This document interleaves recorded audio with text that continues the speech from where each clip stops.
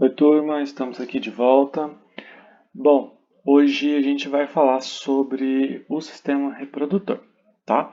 Então, nós vamos começar aqui. A nossa aula já é uma aula 5, tá? A gente já andou bastante, estamos quase chegando na reta final. E uma informação importante, o nosso conteúdo ele é mais prático, então a nossa avaliação ela vai ser uma avaliação prática, tá? Prática daquele jeito que a gente já conhece, né? Ela é uma avaliação prática com teoria embutida junto, né? Funções, né? Caem na prova essas informações, tudo bem? Mas ela é essencialmente aí uma matéria prática, tá? Como eu disse, a gente vai falar sobre o sistema reprodutor. Então, eu dividi a matéria em sistema reprodutor masculino e sistema reprodutor feminino, tá? Então, a gente vai começar aqui com o sistema reprodutor masculino, a gente vai pegar um apanhadão geral, né, do que é o sistema reprodutor, e depois entrar para o masculino. Terminamos, tranquilo, depois, em outra aula, a gente vem com o sistema reprodutor feminino, tá? Primeira coisa que a gente tem que pensar aqui: o que faz o sistema reprodutor? Já vem aí na cabeça de vocês a palavra reprodução, né? O sistema reprodutor faz reprodução. Beleza, mas essencialmente o que é reprodução? O que é fazer reprodução? Daí já deve ter passado na cabeça de alguns aí que reprodução significa sexo. Na verdade, reprodução não significa sexo. O ato sexual é a maneira que se usa para se fazer reprodução. Reprodução não tem nada, não é, né, não significa relação sexual, tá? Mas a relação sexual é uma maneira de se atingir a reprodução. Reprodução ela depende da junção de duas células do corpo humano. Uma célula exclusiva do corpo masculino e uma célula exclusiva do corpo feminino. A célula que é exclusiva do corpo masculino se chama espermatozoide e aquela que é exclusiva do corpo feminino se chama óvulo. Ou seja, a reprodução depende da união do espermatozoide com o óvulo. O espermatozoide está aqui, ó, ele é muito menorzinho que um óvulo e o óvulo seria esse cara maiorzão aqui, tá? Então, basicamente, o que a gente vai estudar no sistema reprodutor?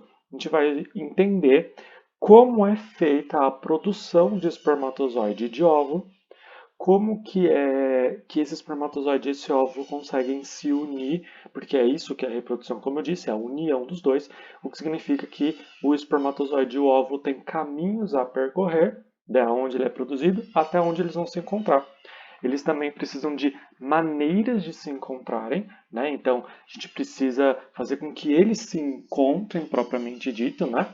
Uh, e possam fazer uma reprodução adequada, né? E no caso da mulher, ainda como ela vai fazer a gestação, o sistema reprodutor ainda tem que ter uma maneira de segurar essa reprodução, né? De levar essa reprodução para frente. Então, basicamente, é isso que a gente vai estudar no sistema reprodutor. Como é feita a produção dessas células e como que essas células conseguem, né, percorrer um determinado caminho até se encontrarem e ser considerado, então, uma reprodução, né? Aqui a gente vai ver que são coisas extremamente detalhadas. O sistema reprodutor é um dos sistemas que mais dá para a gente ver aquela adaptação da anatomia do corpo, né? Porque são duas coisinhas mínimas, duas células pequenininhas, né? As duas são o espermatozoide e o óvulo, né? São duas células únicas, então significa que elas são tão pequenas que a gente não consegue enxergar com o olho humano, mas elas vão percorrer para mais de metro dentro do nosso corpo até se encontrarem, e esse encontro tem que ser perfeito, no momento perfeito, do jeito ideal para que seja feita a reprodução. Então, esse é um dos sistemas mais interessantes a gente ver como que a adaptação do nosso corpo chegou quase que aí à perfeição, né? Bom, então como eu disse, qual é a função do sistema reprodutor? Fazer a reprodução. E reprodução, como eu disse, vem da união da célula masculina com a célula feminina, que é o espermatozoide e o óvulo. Tudo bem? Existe um termo mais bonito que a gente usa para falar de célula masculina, a gente usa gameta masculino e gameta feminino. Gametas são células sexuais. O que significa isso? Células produzidas especificamente para ser feita a reprodução. O óvulo e o espermatozoide não tem nenhuma outra função no nosso corpo a não ser se encontrar e fazer a reprodução, tá? Então eles são células únicas, vamos dizer assim, no nosso corpo, tá? Diferente de uma célula muscular, diferente de uma célula do estômago, do intestino, essas células são específicas para fazer reprodução, elas são produzidas unicamente para isso, né? E então a gente pode chamar o espermatozoide de gameta masculino e o óvulo de gameta feminino.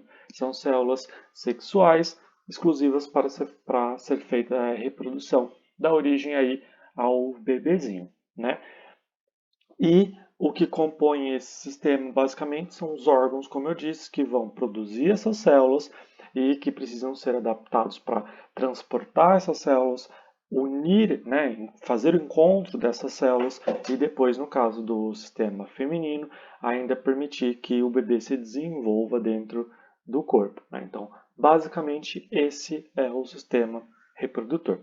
Tudo bem? E aí, antes da gente ir adiante, né, eu não sei se... Não, eu já vou comentar aqui que vai ficar mais fácil. Seguinte, tem alguns termos que eu vou usar mais para frente e que talvez seja interessante a gente se apegar, tá? Deixa eu voltar aqui, que aqui a gente tem mais espaço para trabalhar. Ó, quando um espermatozoide é produzido, liberado na ejaculação, né, durante uma relação sexual, por exemplo, e ele encontra um óvulo que foi ovulado no período certo, no momento ideal, a gente vai falar disso mais para frente. Quando eles se encontram, eles vão se fundir um no outro. O espermatozoide ele vai literalmente entrar dentro do óvulo. E quando ele entrar dentro do óvulo, automaticamente eles estão se fundindo, eles estão se unindo em uma coisa só. Depois que eles se unem, eles formam, como eu disse, uma coisa única. Tá? Essa coisa única tem um nome, ela se chama zigoto. Tá? Então, zigoto é um termo que eu vou usar bastante também. Tá? O zigoto é o que vem da união do espermatozoide com o óvulo. Não é um bebezinho ainda, está muito longe de ser um bebezinho ainda, né? Tá basicamente 9 meses de ser um bebezinho, mas é o start, é o começo para a formação do embrião, do feto e depois do bebezinho, tá? A união desses dois caras aqui, o momento de união desses dois caras tem um nome também que eu vou usar bastante. Se chama fecundação, tá? Então, quando a gente fala assim, houve a fecundação, o que significa isso?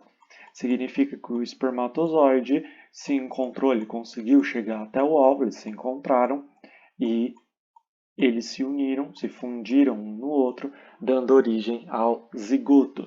Tudo bem?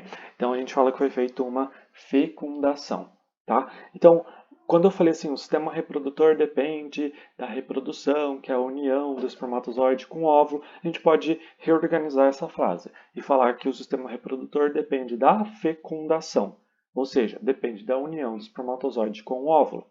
Porque a gente pode, por exemplo, ter um sistema reprodutor extremamente saudável, tanto feminino quanto masculino. Então, o espermatozoide está sendo produzido, o óvulo está sendo produzido, está tudo normal. Eles estão sendo produzidos de maneira saudável, sem erro nenhum, tá? Então, está tudo normal. Mas a relação sexual, por exemplo, ela foi feita com preservativo. E isso automaticamente impede o encontro do espermatozoide com o óvulo. O que significa, então, que foi feito um ato sexual sem fecundação. Ou seja, não foi feita a reprodução. Isso justifica aquilo que eu falei no começo, né? Sexo, ato sexual, uma relação sexual, não significa reprodução, porque a reprodução depende de um estágio, né, que se chama fecundação, que é a união do espermatozoide com o óvulo. Ok? Bom, então, como eu disse aqui, a gente vai ver quais são as estruturas do corpo, os órgãos do corpo que vão produzir esses carinhas para dar a formação do nosso zigotinho, né? Bom, gônada não é uma palavra estranha, porque eu já usei ela na última aula, né? Gônada, existe a gônada masculina e a gônada feminina. A gônada masculina são os testículos e a feminina são os ovários. O testículo, como a gente viu no sistema anterior, ele vai produzir testosterona, enquanto os ovários vão produzir estrogênio e progesterona, que são os hormônios sexuais, os hormônios que vão dar as características sexuais masculinas e femininas.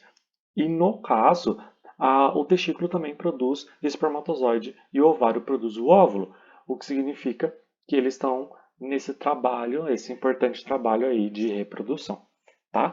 Então, a gônada masculina, que vai produzir os espermatozoides, os gametas masculinos, são os testículos, que são dois, e as gônadas femininas, que vão produzir o gameta feminino, que seria o óvulo, são chamados de ovários e são dois também, tá? Nós temos uma série de ductos. O que são esses ductos? São canais por onde os gametas vão ser transportados até o seu destino, né? Então tem os ductos, a gente vai falar de ducto muito mais presente no sistema reprodutor masculino do que no feminino, tá? Mas o gameta feminino também tem um caminho para percorrer, tá? As glândulas sexuais, nesse caso, gente, não são glândulas endócrinas, tá? São glândulas exócrinas. Lembra que eu falei isso na aula passada?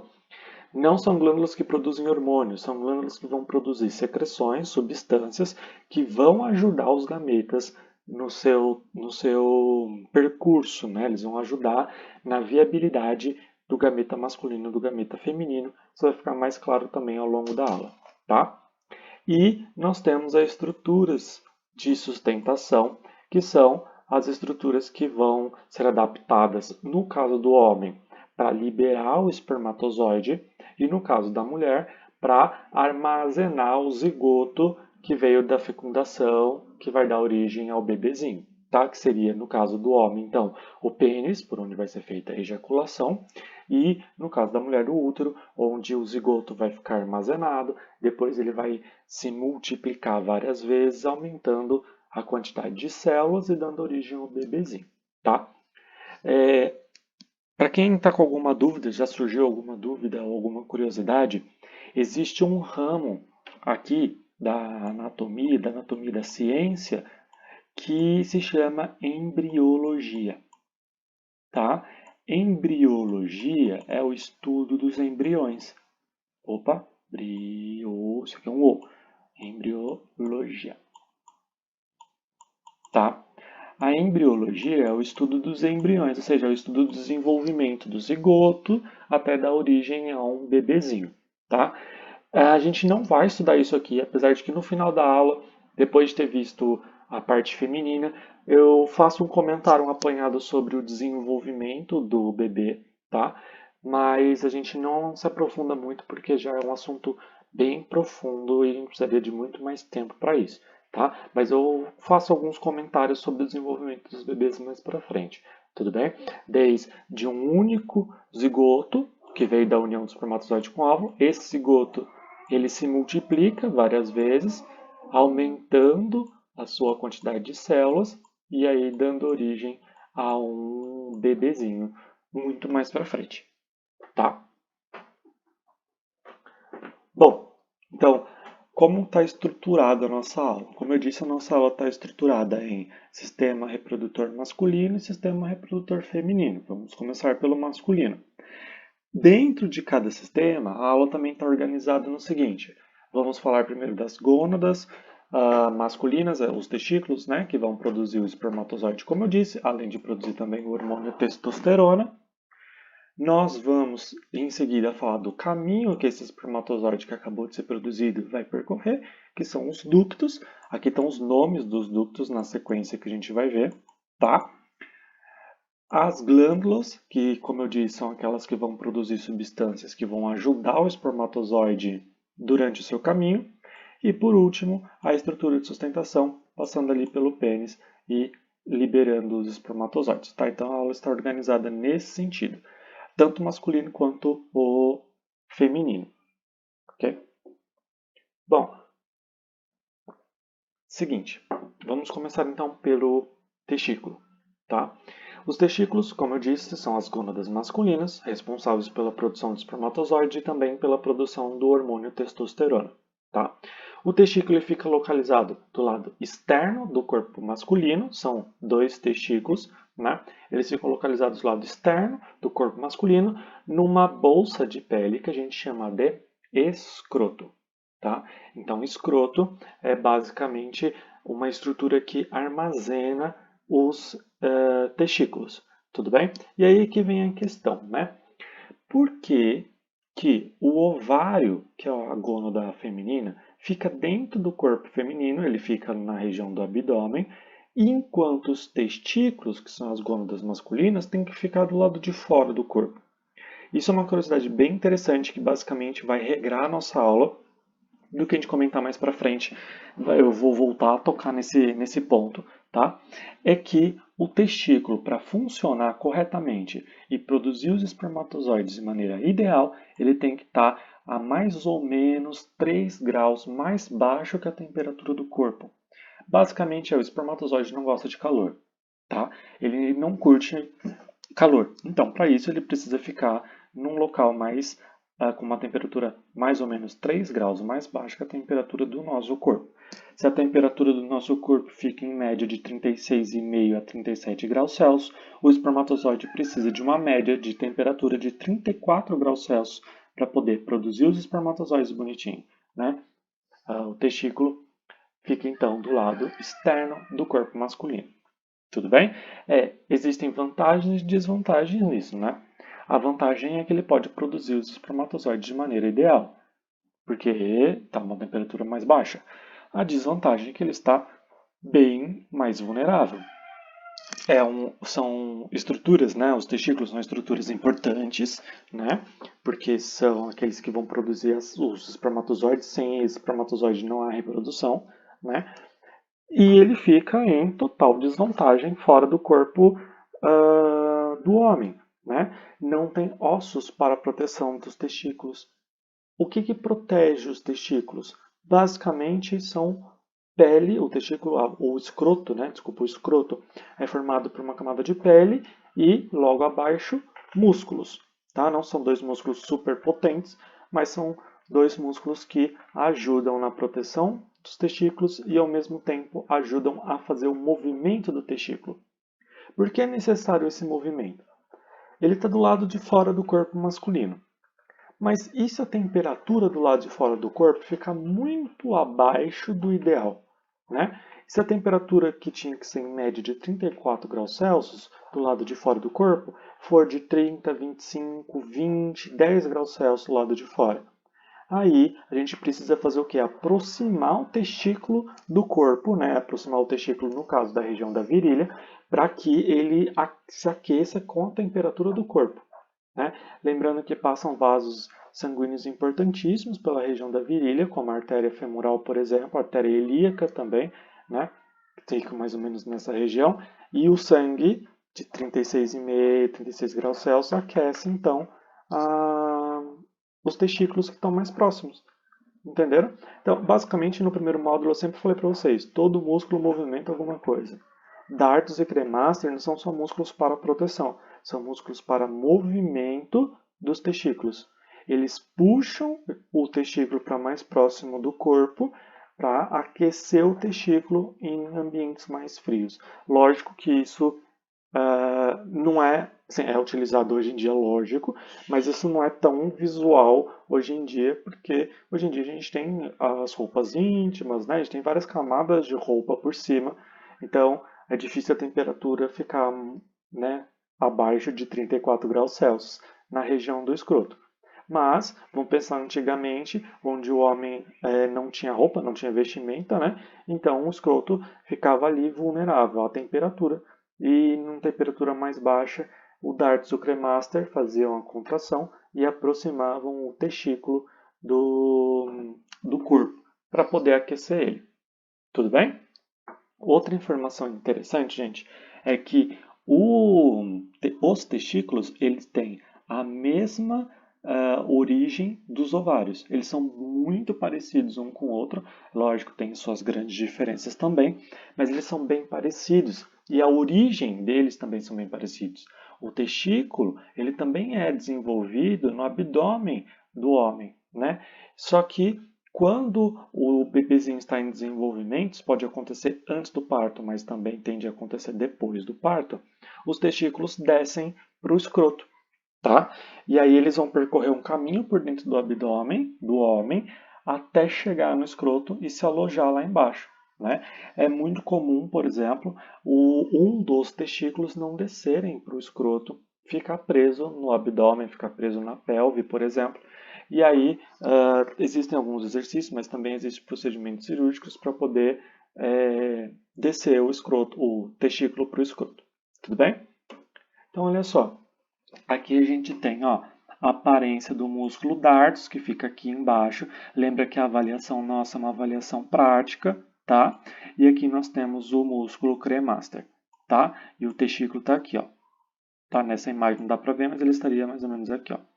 E aí, quando o cremaster e o dartos fazem a contração, eles aproximam, eles puxam o testículo para cima, aproximando ele da pelve, da virilha, aquecendo ele. Tudo bem? Bom, então a gente já sabe que o testículo ele, ele produz os espermatozoides, ficam localizados no escroto e tem a proteção do músculo dartos e cremaster. Além da proteção, eles possuem movimento, graças a esses músculos, para poder aquecer eles. Tudo bem? A gente vai voltar a falar disso um pouco mais para frente também, do testículo. Acima do testículo, nós temos uma estruturazinha, né? Então aqui está o testículo e aqui está essa estrutura aqui, ó, que se chama epidídimo, tá? O epidídimo, ele é dividido em ó, cabeça, lembra que a prova é prática, corpo, que é mais ou menos até descidinha, e depois ó, cauda, tá? Até essa voltinha aqui. O epidídimo, dividido em cabeça, corpo e cauda, ele é muito importante porque ele, além de armazenar os espermatozoides, ele vai amadurecer os espermatozoides. Tudo bem? E aí vem outras informações importantes. A primeira informação é: o homem nunca para de produzir espermatozoide. Nunca. A não ser que haja algum problema. A produção de espermatozoide ela tende a diminuir ao longo do tempo, tá? Ao longo, conforme o homem vai envelhecendo, mas ela não para. Tudo bem? A não ser, como eu disse, que haja algum problema, tá? A produção de espermatozoide ela começa a partir da puberdade, isso varia de menino para menino, mas ela começa a partir da puberdade e ela não para mais até o homem falecer, até o homem morrer. Tudo bem? Enquanto, só para fazer uma comparação, a mulher ela já nasce com uma média de 400 óvulos pré-formados, tá? São 400 óvulos que não estão prontos para fazer a fecundação, mas eles estão ali já pré-formados. A gente precisa amadurecer esses espermatozoides, esses óvulos, desculpa, e depois liberar esses óvulos para fazer a fecundação. E aí a mulher vai liberando um óvulo por mês para fazer a fecundação ao longo de toda a sua vida. Tudo bem? Ou seja, chega um momento da vida dela que a mulher já está com poucos óvulos, tá? Esses óvulos não acabam, tá? Porque são, só se fazerem a conta aí, 400 óvulos ao longo de uma vida, né? E a mulher ela para de ovular numa média de 50 anos de idade, né? Então, ainda ela não vai ovular a vida toda. Então ainda ficam alguns óvulos que não vão ser liberados, tá? Mas a mulher ela já nasce com seus óvulos pré-formados. O que eu digo é mais ou menos assim, a mulher ela já nasce precavida, né? Ela já dentro do útero, né? Menininha lá dentro do útero, bebezinha, ela já está se precavendo para o futuro, produzindo todos os seus ovos só para liberar um por mês ao longo da sua vida. Enquanto o homem já nasce lá sem fazer nada, preguiçosão, não faz nada, não tem um único espermatozoide formado, mas quando chega na fase da adolescência, ele começa a produzir milhões de espermatozoides. É uma média de 300 milhões de espermatozoides numa única ejaculação, sendo que o homem pode ejacular mais de uma vez ao longo do dia, enquanto a mulher só ovula uma vez por mês. Se o homem ejacula mais de uma vez por dia, são em média mais 300 milhões saindo em cada ejaculação. É lógico que, se ele ejacular muitas vezes num dia só, o estoque de espermatozoide vai acabar, vai diminuir bastante e demora um pouquinho para produzir espermatozoide. Demora pelo menos 24 horas para a gente produzir os espermatozoides, tá? Mas o que eu quero dizer é que o homem está produzindo espermatozoides todos os dias, enquanto a mulher está já com seus óvulos formados. Tudo bem? A segunda informação é a seguinte: se ele está produzindo espermatozoides todos os dias, e se ele não ejacular todos os dias? O que a gente faz com aquele excesso de espermatozoide sendo produzido? Então, o trabalho de fabricar, a gente não vai jogar fora, a gente vai fazer o quê? Armazenar. Então, ao longo de todo o trajeto do sistema reprodutor masculino, o homem tem locais onde ele armazena espermatozoides, esperando o momento exato da ejaculação para liberar eles, tá? Mas a produção nunca para. É lógico que se todo o sistema reprodutor masculino já está com espermatozoides guardados e não tem mais lugar para colocar espermatozoide, o que ele faz? Ele diminui a produção, ele desacelera a produção de espermatozoides, mas ele não para. Quando for feita a ejaculação, vão sair em média 300 milhões de espermatozoides e aí a produção pode voltar novamente ativa, lembrando que sempre tem mais espermatozoides guardados. Tá? E o epidídimo é um dos locais onde esses espermatozoides ficam aí armazenados, esperando para serem liberados. Tudo bem? O epidídimo, além de armazenar o espermatozoide, ele também amadurece o espermatozoide. E aí vem outra questão. A mulher produziu, já nasceu, recém-nascida, com os seus 400 óvulos pré-formados. Quando chegar na fase de adolescência, ela vai começar a amadurecer um a um e liberar um a um. Vocês entendem o trabalho perfeccionista que a gente tem aqui? São ali alguns dias, né, uma média de 14, 15 dias, preparando o óvulo, amadurecendo o óvulo, deixando ele bonitinho para o momento da ovulação, ovulou, liberou ele, pronto. O homem, a cada hora, ele está produzindo alguns milhões de espermatozoides. Ele não para a produção de espermatozoide. E aí vem a pergunta, né? Qual produto vem mais perfeito, com menos falhas? Aquele em que a gente cuida de um a um ou aquele que a gente faz numa larga escala? Se a gente for pensar assim no dia a dia, né, numa empresa, numa indústria, se a gente tem um material produzido pelo aquele pequeno produtor, aquele pequeno artesão, por exemplo, que faz à mão, material por material, o trabalho dele vem lindo, vem perfeito, vem sem falhas, quase sem falhas às vezes, né? Agora, se a gente pega uma indústria que produz o mesmo material a larga escala, pode ter um monte de materiais no meio desse caminho que foi produzido defeituoso, tem algum defeito, porque não se teve um trabalho de cuidar de um a um. E o corpo masculino não se dá esse trabalho. Né? Ele simplesmente sai produzindo espermatozoides à torto e à direito, são milhões de espermatozoides por dia. Então ele não se dá o trabalho de conferir se algum desses espermatozoides está vindo com defeito ou não. E vários espermatozoides vão com defeito. Muitos saem defeituosos.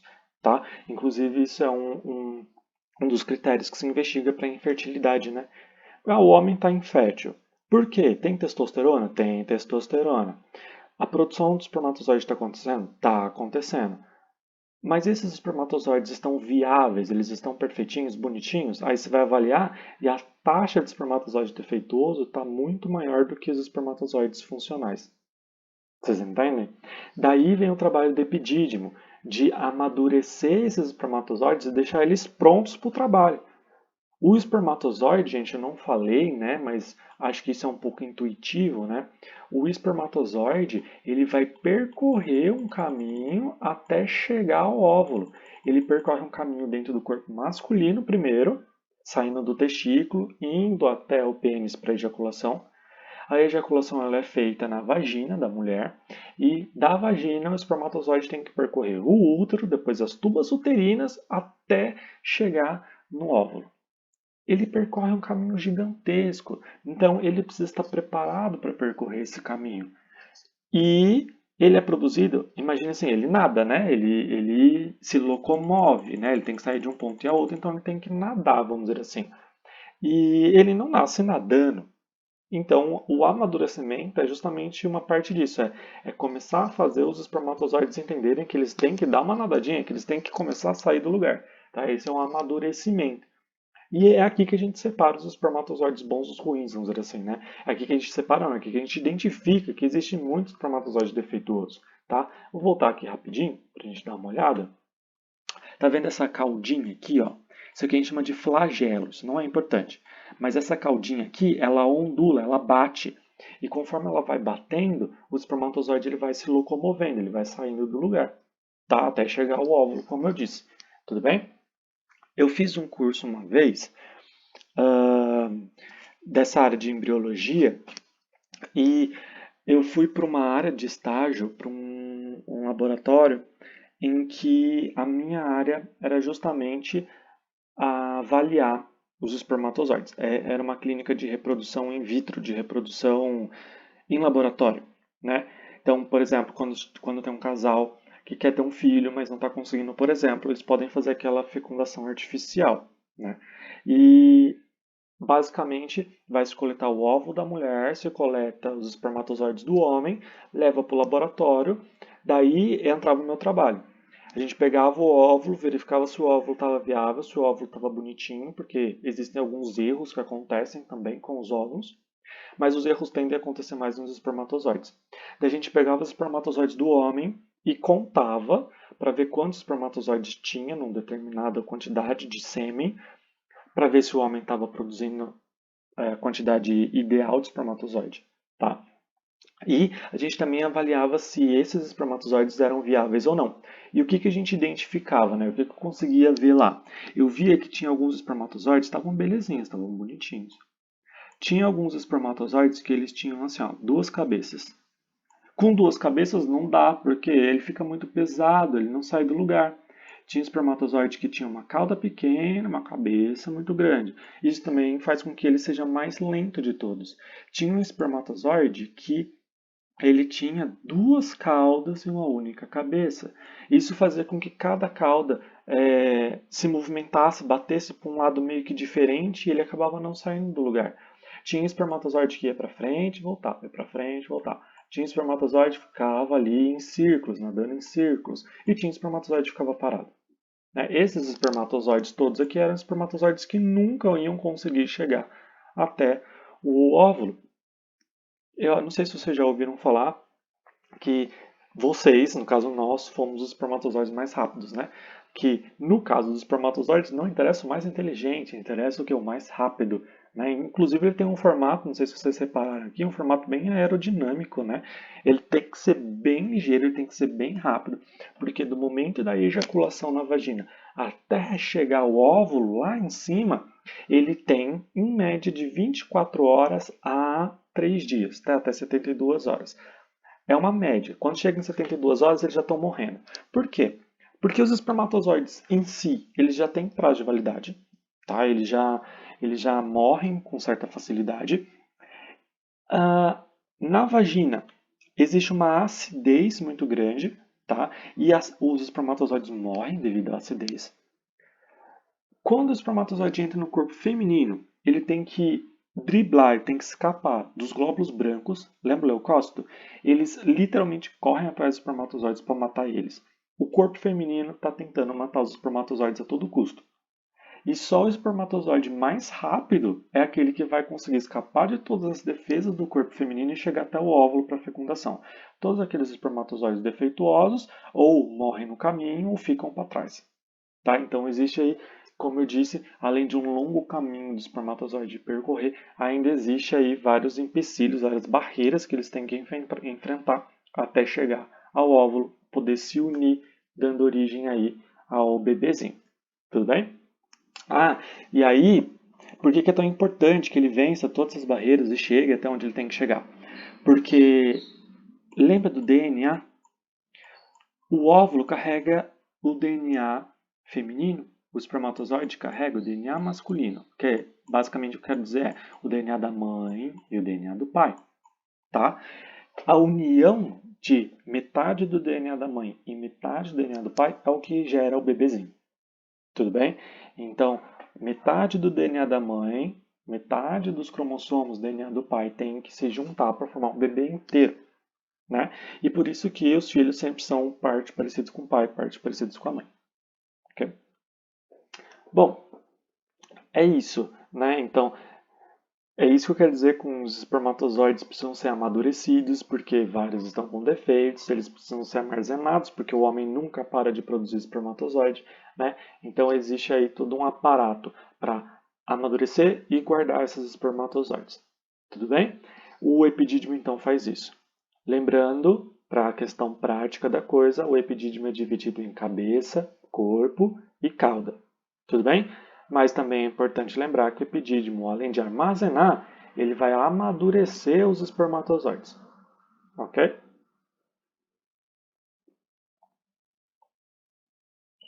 Bom, olha só. Onde são produzidos os espermatozoides, né? Ele é produzido numa região interna do testículo que a gente chama de túbulo seminífero. Tá? Ó, os túbulos seminíferos são esses aqui, ó.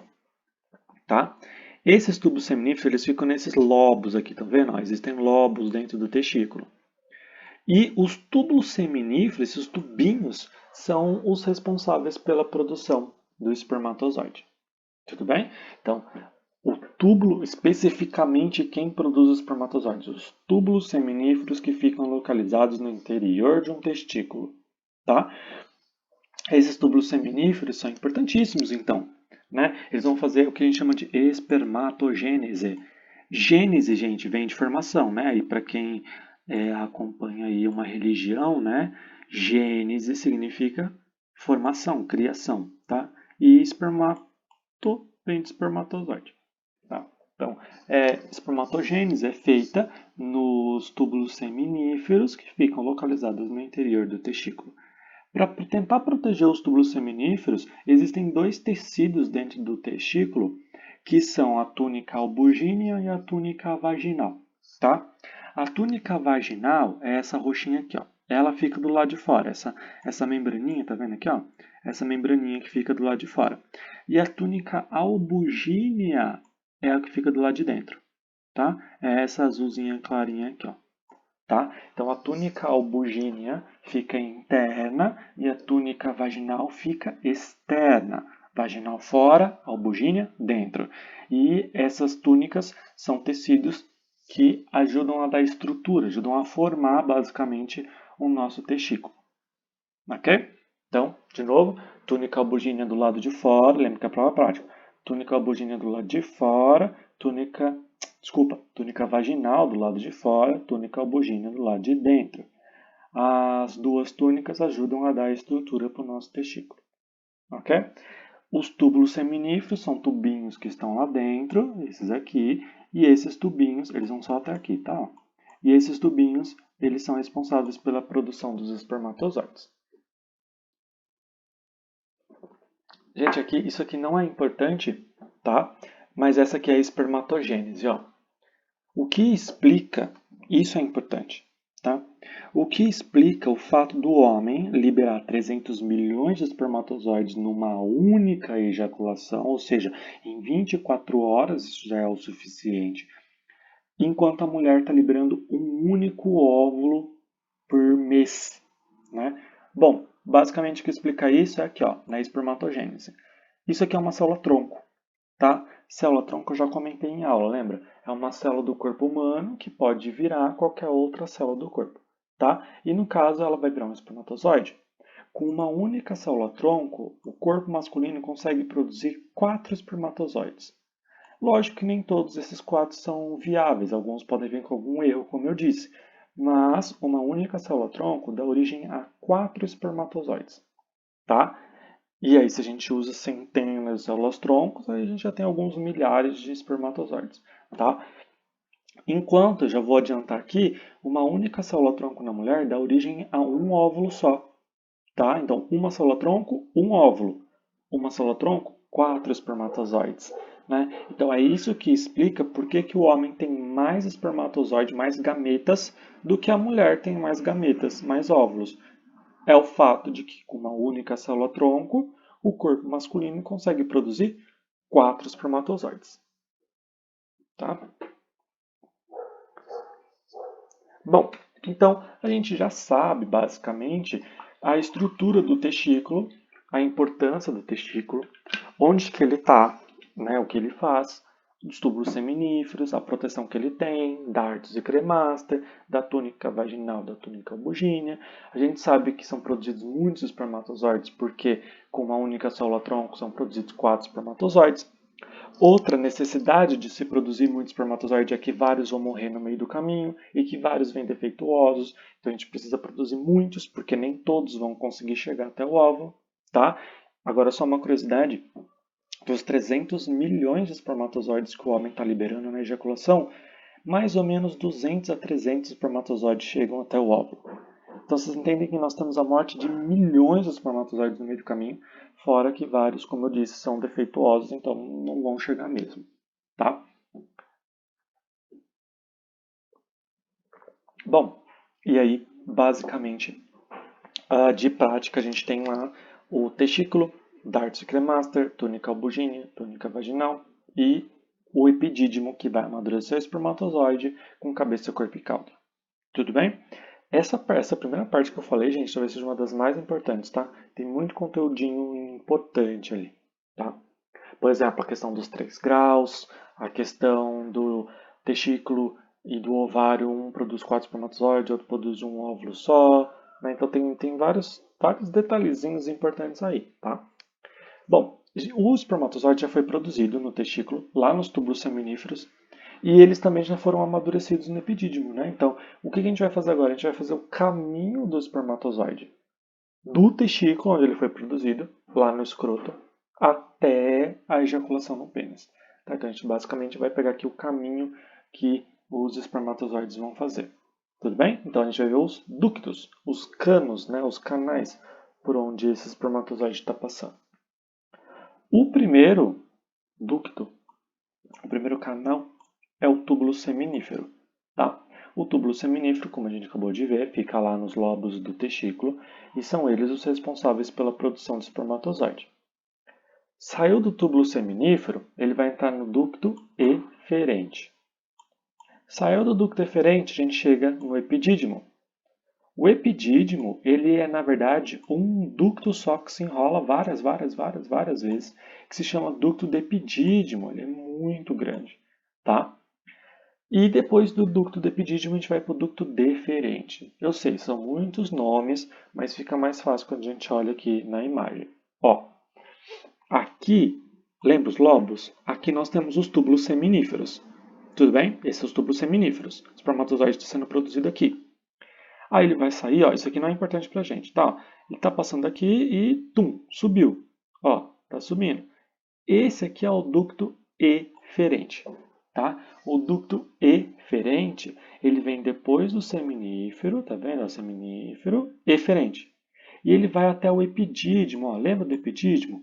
Cabeça, corpo e a voltinha, ó, cauda, né? E dá para ver nessa imagem que o epidídimo, na verdade, ele é um tubo, ó, enrolado sobre si mesmo. Né?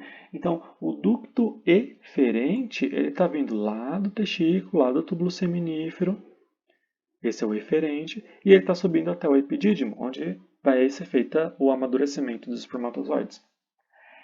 Esse aqui é o ducto do epidídimo, tá? Na região da cabeça, do corpo e agora da cauda.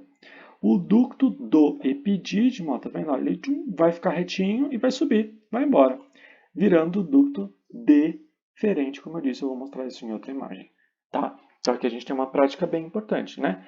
Túbulo seminífero, ducto eferente e depois ali o ducto do epidídimo.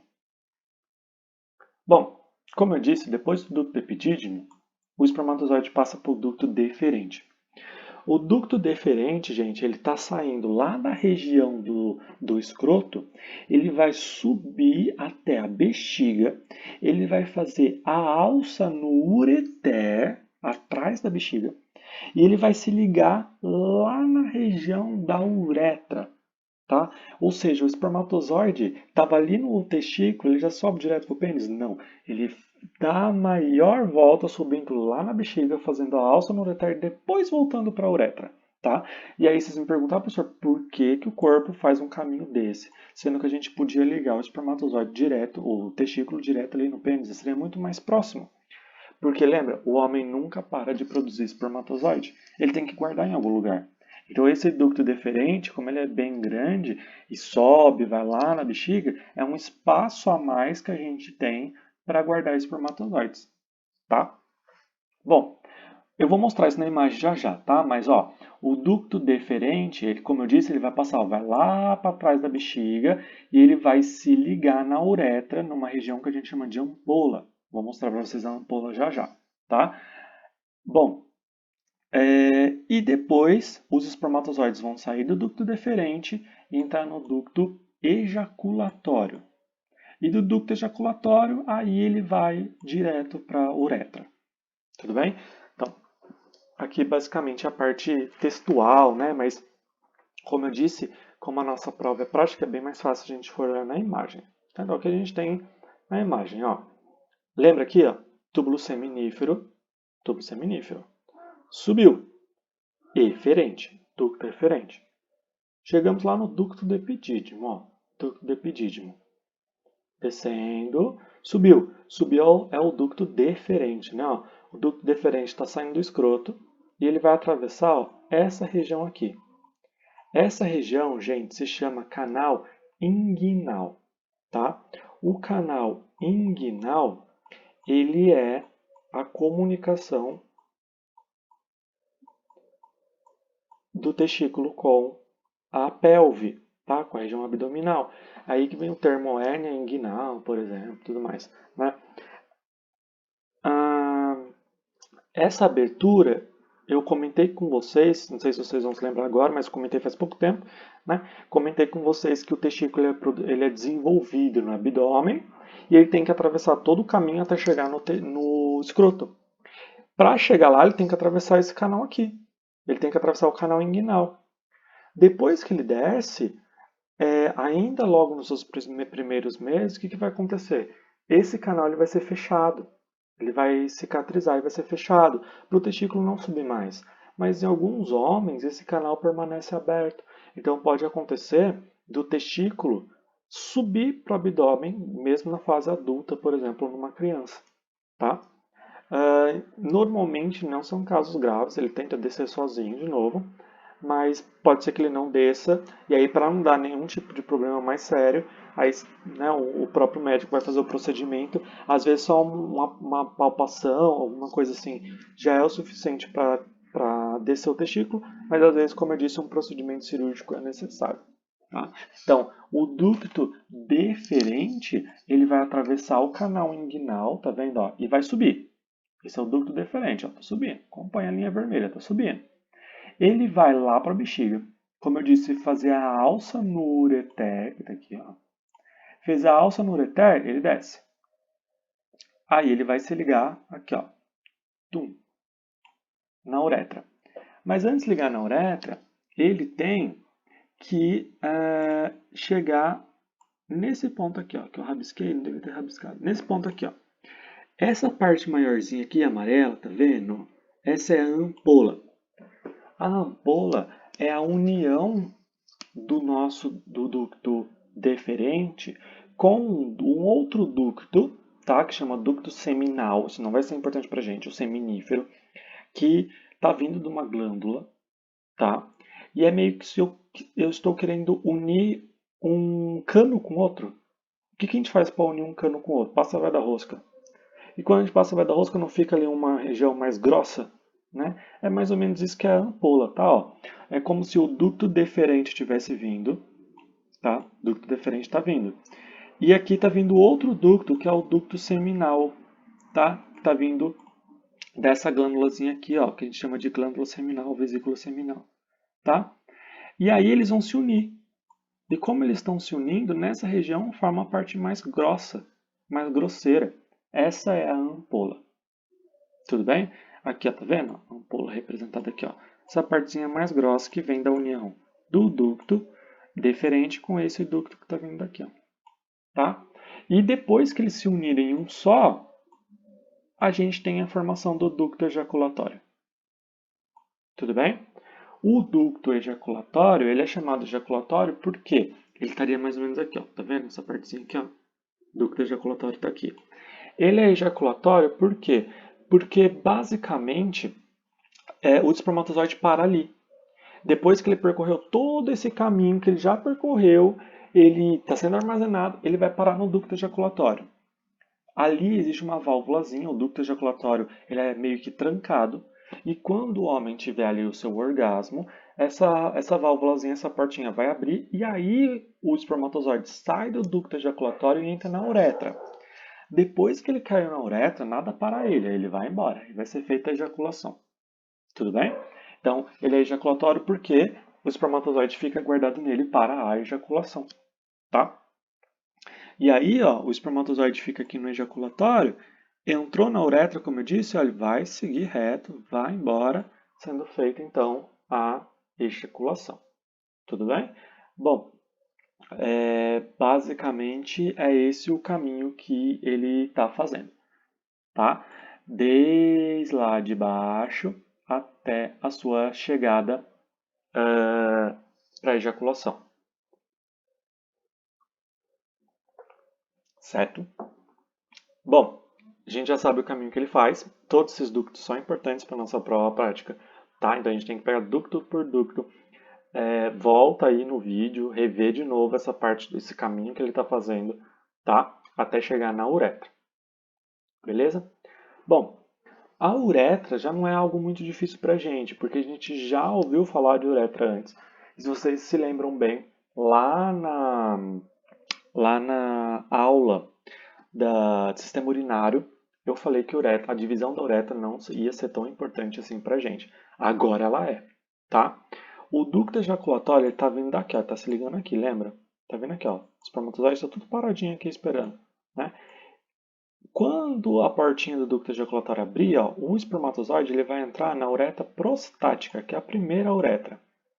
Por que ela se chama prostática? Porque ela está passando na altura da próstata, que a gente vai falar dela já já, tá?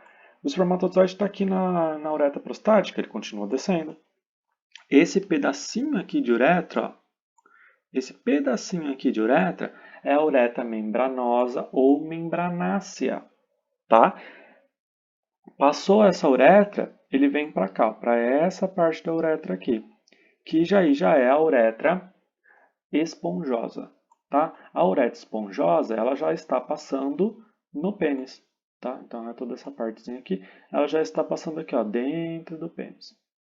Tudo bem? Até ser feita ali a ejaculação. Certo? Então, depois que saiu do ducto ejaculatório, o espermatozoide entra na uretra prostática, depois na uretra membranosa e depois na uretra esponjosa e depois ele sai do pênis na ejaculação. Tudo bem? É só um caminho de novo. A uretra é uma coisa só, mas ela é dividida em 3 partes: prostática, membranosa e esponjosa. Aqui, gente, eu acho interessante, como a nossa prova é prática, acho interessante que vocês consigam guardar pontos de referência, né? Então, por exemplo, ó, uretra prostática. Acha a próstata, tá vendo essa bolinha aqui, ó? Acha a próstata, que você acha a uretra prostática, é o canal que está passando ali dentro da próstata, tá? Abaixo dela, a uretra membranosa. A uretra membranosa, ela fica na altura dessas duas bolinhas aqui, estão vendo? Ó, que são glândulos, a gente vai falar mais pra frente. E a uretra esponjosa é o que está passando dentro do pênis, tá? Então também é mais fácil de enxergar, beleza? Então guardem pontos de referência. Aí é o seguinte, para a gente poder quase finalizar aqui a parte do sistema masculino, a gente tem, nós temos aqui as glândulas, tá? As glândulas, como eu disse no começo da aula, elas vão ajudar os espermatozoides de alguma maneira. As 3 glândulas que o homem tem, elas vão produzir líquidos, tá? E a combinação desses líquidos mais o espermatozoide é o que a gente chama de sêmen, tá? Então o sêmen, ele vem da união dos líquidos das glândulas com os espermatozoides. Tudo bem? Bom, são 3 as glândulas então. Nós temos ali a glândula seminal, a glândula próstata e a glândula bulbo-uretral, tá? Ou bulbo-uretrais, né? Porque são 2. A próstata é uma só, bulbo-uretrais são 2 e as seminais são 2 também, tá? Bom, Eu vou falar para vocês as glândulas pela ordem de liberação dos seus líquidos, tá?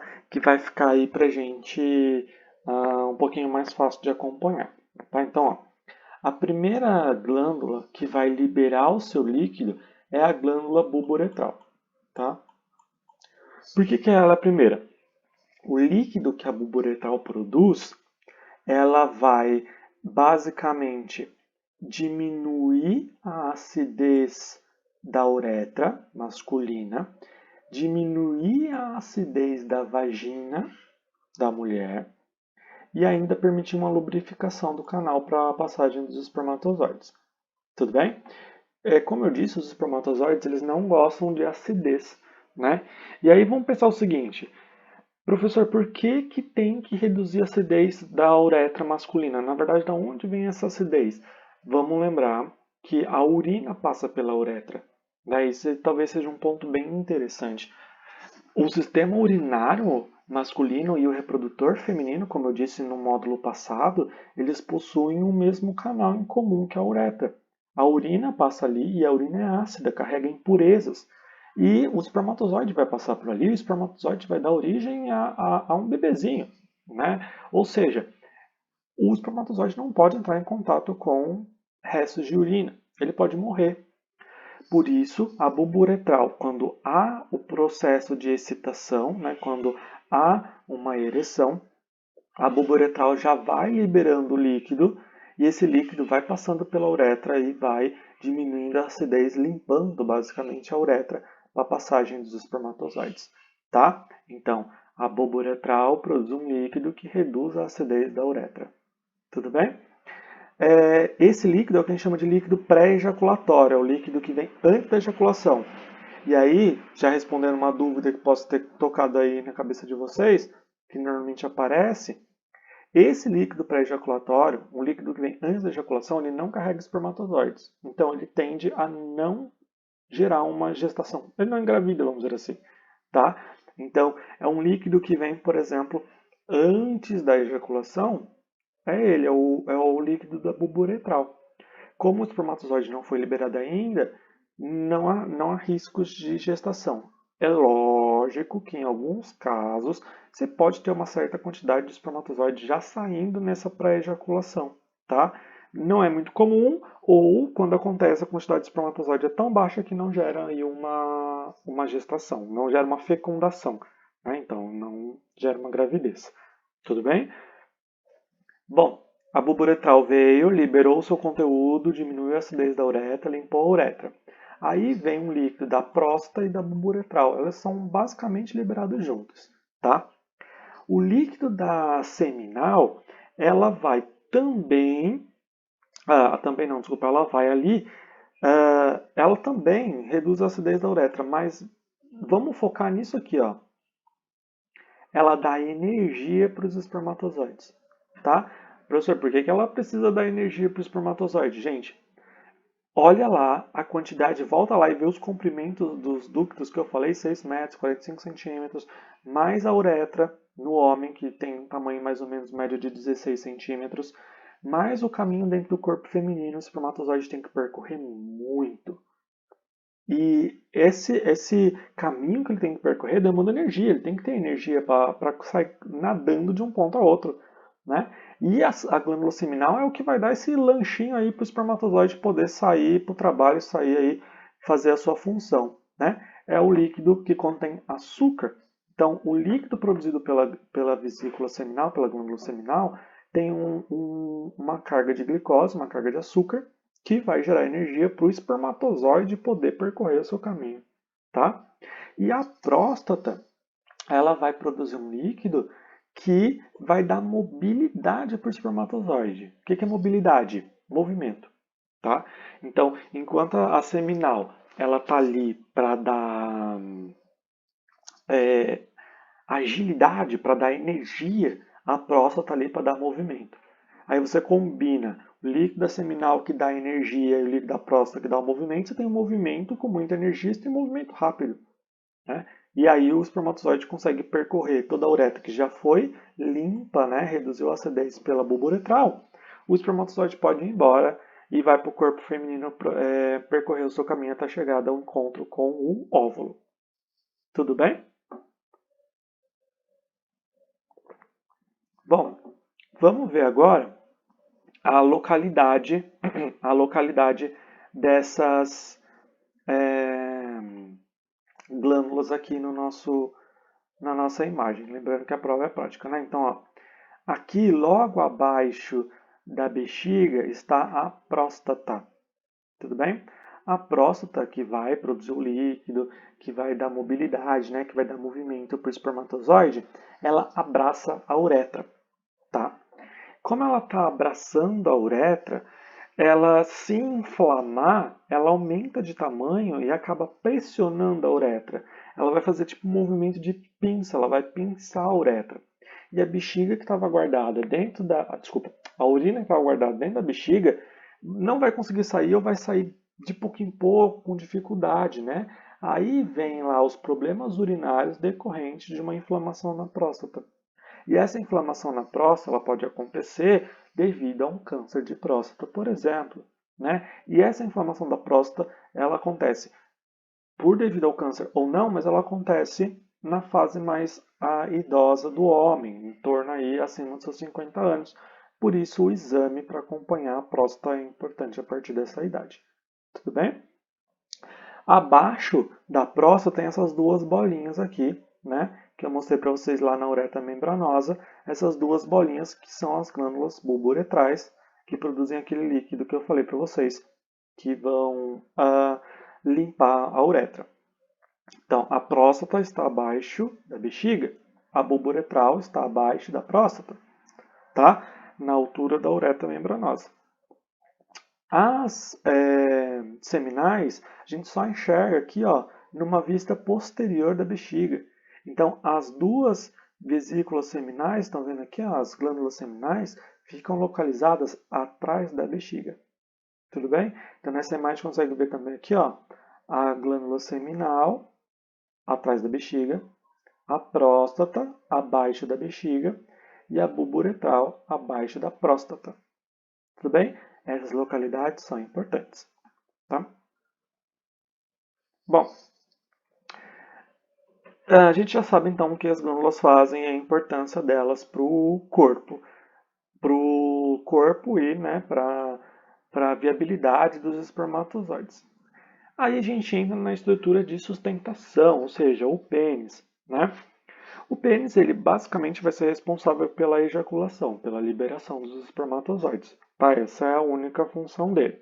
Mas para ele cumprir o trabalho dele de liberar esses espermatozoides, ele precisa ter todo um aparato. Tá?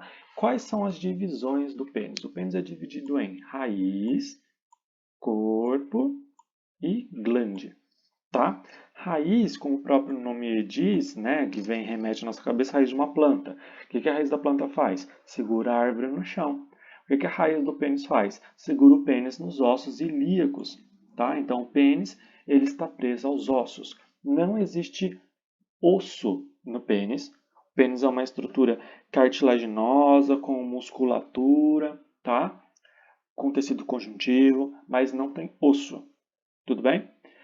Mas ele tem que se prender a um osso. Ele se prende nos ossos ilíacos, através da raiz. Tá? O corpo é a maior parte do pênis e o corpo, isso é importante, vai ser dividido em corpo cavernoso e corpo esponjoso. O cavernoso fica do lado, o esponjoso fica no meio. Vou mostrar na imagem já já. E a glande é a parte distal e ela é bem importante porque na glande existem várias células nervosas sensoriais, ou seja, a glande é o ponto de comunicação do sistema reprodutor com o sistema nervoso. Né? E isso vai ser algo extremamente importante para o processo de ejaculação que eu vou falar já já. Tá? Então, deixa eu mostrar aqui nessa imagem ficar mais fácil. Ó. Aqui a gente tem os ossos ilíacos aqui, né? E ó, essa porção toda é a raiz. Tá? A raiz é a porção que está presa nos ossos. Aí a gente tem aqui ó, o corpo. E aí vocês estão vendo que aqui a gente tem ó, uma porção lateral, outra porção lateral. Esses são os corpos cavernosos, tá? Que estão nas laterais. E esse espaço aqui, ó, esse espaço não, né? Essa estrutura no meio aqui, ó, é o corpo esponjoso, tá? Então, ó, corpo cavernoso, corpo cavernoso, ó. Aqui embaixo também, ó, corpo cavernoso, corpo cavernoso. São dois. E aqui no meio, o corpo esponjoso. Tudo bem? É lógico que essa porção do corpo esponjoso ela fica reta aqui, né? Que nessa imagem eles colocaram de lado para vocês verem que existe um espacinho onde o corpo esponjoso fica, tá? E a glande, que é a porção distal, como eu disse, é a comunicação do sistema reprodutor com o sistema nervoso, tá? Por que esse que eu vou falar agora é importante? Porque aqui a gente começa a entender a relação dos outros sistemas junto com o sistema reprodutor, tá? Por exemplo, a gente já tem uma ligação aqui, que é a glande se comunicando com o sistema nervoso. Beleza. Quando a glande captar sensações e enviar essas sensações para o sistema nervoso, o sistema nervoso, o encéfalo, ele vai interpretar o que significam esses sinais. Porque pode ser, por exemplo, o contato da glande com a roupa íntima, né? Pode ser um contato da glande com a cama durante o sono. O sistema nervoso ele tem que saber filtrar e saber que não se está no ato sexual, por exemplo. Então, não precisa de uma ereção, porque não há uma relação sexual ativa, por exemplo. Né? O que vai acontecer? Caso o sistema nervoso entenda que há uma relação sexual acontecendo, o sistema nervoso vai enviar um sinal para o sistema cardiovascular. O sistema nervoso ele manda um sinal para o coração. Tudo bem? O sistema nervoso ele também envia um sinal para a glândula suprarrenal. A glândula suprarrenal, se vocês se lembram da última aula, é a glândula que produz o hormônio do estresse, o hormônio adrenalina. A adrenalina vai ser liberada na corrente sanguínea por sinal do sistema nervoso e a adrenalina vai começar a causar os seus efeitos. Por exemplo, aumentando a frequência cardíaca, a frequência respiratória, vai começar a causar mais contração muscular mais forte, mais rápida. Basicamente, ela está preparando o seu corpo para um estresse e o seu corpo entende que a relação sexual vai ser um estresse. Tá? Liberou a adrenalina, o coração está batendo mais rápido, por consequência, o que acontece? O sangue é distribuído mais rápido. Só que nesse caso em específico, como eu disse, o sistema nervoso está envolvido ali, ele está mediando as informações e o fluxo sanguíneo aumenta na região da virilha naquele momento. Tem uma quantidade maior do que deveria, indo para o pênis. E essa quantidade de sangue que vai para o pênis acaba causando um entumecimento, né? Ou seja, o inchaço ele começa a aumentar de tamanho. Né? Ou seja, o que a gente tem aqui é uma ereção. Tá? Então, a ereção nada mais é que o aumento de fluxo sanguíneo no pênis, coisa que não tinha antes da ereção, agora tem muito sangue lá.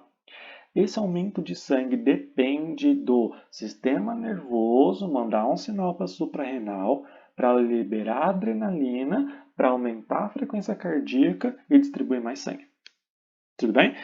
Sem isso, não poderia haver uma ereção ideal, não poderia haver a liberação do espermatozoide ideal e a gente provavelmente teria alguma dificuldade na reprodução. Tudo bem? Porque a ejaculação é importante porque o líquido ele é ejaculado, né? O sêmen, o espermatozoide, ele é lançado.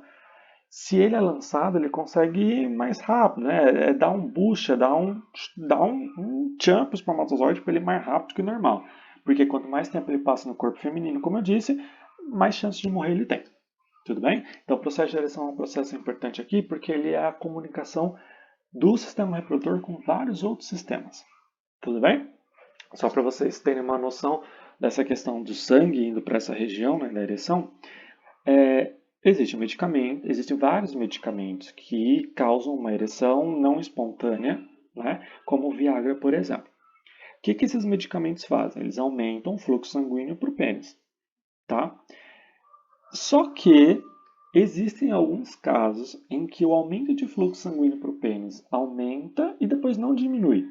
Tá? Inclusive, por isso que alguns medicamentos desses, né, que vão causar aí a ereção não espontânea, é proibido para pessoas que têm problemas cardíacos, porque aumenta a frequência cardíaca para aumentar o fluxo de sangue para o pênis, tá?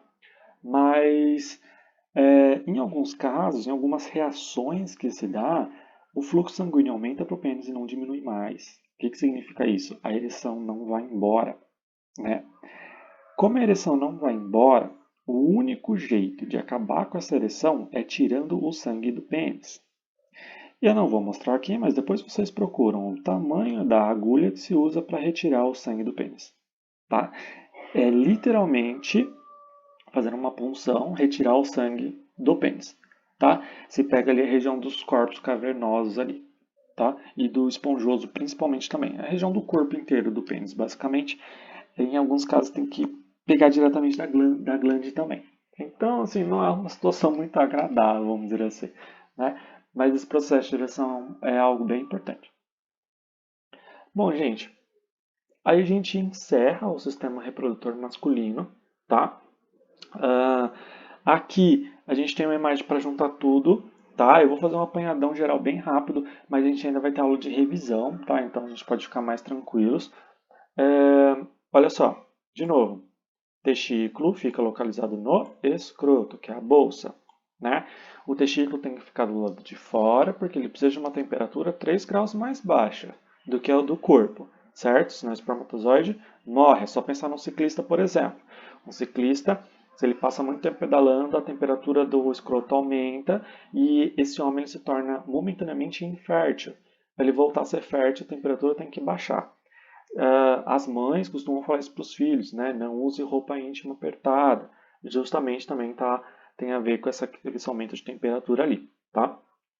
Bom, o testículo possui movimento, então a gente às vezes tem que aproximar o testículo da cintura pélvica para aquecer ele, usando dois músculos, o dartos e o cremaster. Dartos embaixo, cremaster em cima, né? O testículo ele tem duas túnicas que formam ele, a túnica vaginal do lado de fora e a túnica albuginea do lado de dentro. Dentro do testículo existem vários tubinhos, que são os túbulos seminíferos, que produzem espermatozoides, usando uma célula-tronco para produzir 4 espermatozoides. Esses espermatozoides eles vão sair dos túbulos seminíferos, subir os ductos eferentes e chegar até o ducto do epidídimo. O ducto do epidídimo forma o epidídimo. O epidídimo é dividido em cabeça, corpo e cauda. Saiu do ducto epidídimo, chegou no ducto deferente. Lembrando que epidídimo armazena os espermatozoides, né? O ducto deferente atravessa o canal inguinal, vai até a bexiga, faz a alça, vai lá atrás dela. O ducto deferente se liga no ducto que vem da vesícula seminal. A vesícula seminal, localizada atrás da bexiga, produz um líquido que ajuda a dar energia para os espermatozoides. O ducto deferente se liga com o ducto da vesícula numa região mais alargadinha chamada de ampola. A ligação deles forma o ducto ejaculatório. Está aqui. Onde o espermatozoide, ele fica paradinho esperando a ejaculação. A ejaculação depende do sistema nervoso, do sistema cardiovascular, do sistema endócrino, liberando adrenalina da glândula suprarrenal, como acabei de falar. Vai ser liberado, beleza, o espermatozoide entra aqui ó, na uretra. A uretra que ele entra é a uretra prostática. E quando ele entra na uretra prostática, ele já entra em contato com o líquido que vem da próstata, que está abaixo da bexiga. A próstata produz um líquido que dá mobilidade para os espermatozoides, dá movimento. Da próstata, ele entra na uretra membranosa, que fica mais ou menos aqui, ela é pequenininha. Lá, existem duas bolinhas, duas glândulas, que são as glândulas bulbouretrais. A glândula bulbouretral é a primeira a liberar o líquido, que vai diminuir a acidez da uretra e limpar o canal da uretra. O espermatozoide ele vai cair na uretra esponjosa e atravessar o pênis por essa uretra esponjosa.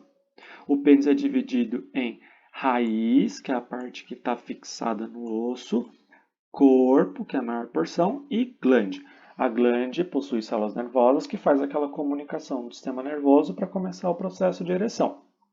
A uretra esponjosa, ela passa no corpo esponjoso, que é o que está dentro, e o corpo cavernoso fica dos lados. Os corpos cavernosos são dois, tá? Passou ali pela uretra esponjosa, foi feita a ejaculação. Belezinha? Basicamente esse é o sistema reprodutor masculino, né? Ele é o mais complexozinho que o sistema feminino, tá, gente? Tem mais nomezinhos, tem mais detalhezinhos, então se apeguem bastante a esses detalhezinhos, tá? Basicamente, aí, ó, resumi em questão de 3 minutos a matéria toda nessa imagem, tá? E o que está aqui é importante. Lógico que tem alguns detalhes que eu deixei para trás, mas basicamente o que eu falei aqui é o importante, tá? Inclusive, vou aproveitar essa imagem porque eu falei da próstata, do câncer de próstata, né? E por que o exame de toque ele é feito via retal? Porque olha a proximidade aqui, ó, do reto com a próstata, né? E quando a próstata ela incha, ela acaba aumentando de tamanho e apertando o reto. Então, através do reto, a gente consegue sentir se a próstata está inchada ou não. Mas também é possível fazer o exame de próstata avaliando uma determinada substância no sangue. Aí já é outra questão. Tudo bem?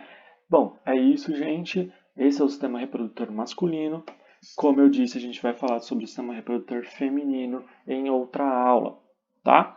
E aí, terminando o feminino, a gente consegue fechar a matéria e fazer revisão, fazer atividade para poder fazer a nossa avaliação. Não é um sistema muito complexo, não é um sistema muito grande, é um sistema onde a prática é muito importante e é um sistema bem interessante. Né? A gente imaginar que tudo isso está bem regradinho, todos aqueles caminhos do espermatozoide, as condições que ele tem que ter para trabalhar, tipo, é um sistema bem interessante, tá? Fechamos aqui então. Qualquer dúvida, tirem na aula online, tá? Não esqueçam de anotar as dúvidas para tirar na aula online, isso é bem importante. Beleza? Bom, fechamos aqui. Até a próxima, gente.